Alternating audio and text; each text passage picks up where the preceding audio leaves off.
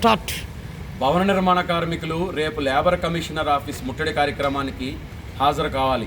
మనం ఎందుకని పోరాడాలంటే భవన నిర్మాణ కార్మికులకి గత టీఆర్ఎస్ ప్రభుత్వం, నేటి కాంగ్రెస్ ప్రభుత్వంతో పాటు కేంద్ర బీజేపీ మోడీ ప్రభుత్వం కూడా తీవ్ర అన్యాయం చేస్తుంది.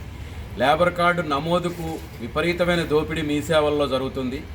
లేబర్ ఆఫీస్లో ప్రభుత్వం తరపున ఒక మీ సేవ నడపడానికి కూడా చేత కావట్లేదు. లేబర్ ఆఫీస్ సొమ్ము వేల కోట్ల రూపాయలు దేనికి ఖర్చు పెడుతున్నారో జవాబుదారీతనం లేదు, పారదర్శకత లేదు, అకౌంటబిలిటీ లేదు. ఉమ్మడి ఆంధ్ర పాలకులు 450 కోట్లు తీసుకోపోతే ఇప్పటివరకు తీసుకురాకపోగా, ఎల్ఎన్టీ మెట్రో రైలు కట్టినటువంటి సంస్థలు 100 కోట్ల రూపాయలు సెస్సులు కట్టకుండా ఎగవేస్తే అడిగే నాదుడు లేకపోగా, ఇప్పుడు సెస్ చట్టానికే తూట్లు పొడిచే విధంగా కేంద్ర బీజేపీ ప్రభుత్వం 4 లేబర్ కోడ్లు ఏప్రిల్ 1 నుంచి అమలు చేయబోతోంది. ఈ లేబర్ కోడ్లు అమలైతే ఇక సెస్ వసూలు చేసే చట్టం కూడా రద్దు కాబోతుంది. అందులో ఈ సెస్సే గనక వసూలు కాకపోతే ఇక కొత్తగా లేబర్కు, భవన కార్మికులకు అమలు చేసే పథకాల కోసం నిధులు సమకూర్చే అవకాశమే ఉండదు.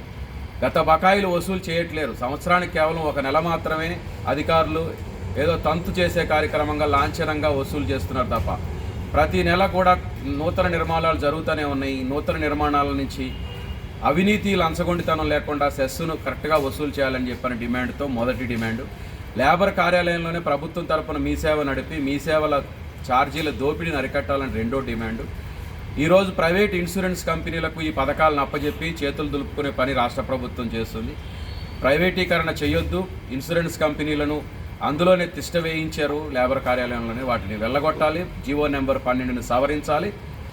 ఇదొక మూడో ముఖ్యమైన డిమాండు. సిఎస్సి హెల్త్ పరీక్షల పేరిట ఒక కార్మికుడి దగ్గర 3,250 రూపాయలు సంవత్సరానికి ఒకసారి టెన్షన్గా టెస్టులు చేస్తున్నారు. ఈ టెస్టులు చేయడం వలన కార్మికులకి అదనంగా వచ్చే ఉపయోగం ఏం లేదు.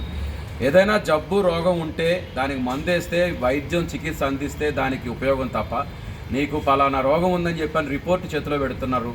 ఆ రిపోర్ట్లు కూడా ఒకరికి ఇంకొకరికి ఇవ్వడం జరుగుతుంది. అంతగా బంచ్ ఆఫ్ రిపోర్ట్లు ఇస్తున్నారు. అందరికీ ఒకే కామన్ రిపోర్ట్లు కూడా ఇస్తున్నారు. కొద్ది చోట్ల రిపోర్ట్లు కూడా ఇవ్వకుండా వెళ్ళిపోతున్నారు, రక్తం సేకరణ చేసుకొని. ఈ సిఎస్సి హెల్త్ పరీక్షలు ప్రైవేటు సంస్థ, పెద్ద బోగస్ సంస్థ.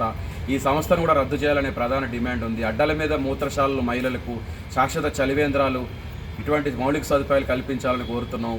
60 సంవత్సరాలు దాటిన భవన కార్మికులకు పింఛన్లు ఇవ్వాలని. ఎల్లుండి, రేపు పెద్ద ఎత్తున ఆందోళనలు ఉన్నాయి. చివరగా లేబర్ కమిషనర్ ఆఫీస్ ముట్టడి కార్యక్రమాన్ని విజయవంతం చేయాలని సిఐటియు భవన కార్మిక సంఘం తరఫున కార్మికులందరికీ విజ్ఞప్తి చేస్తుంది.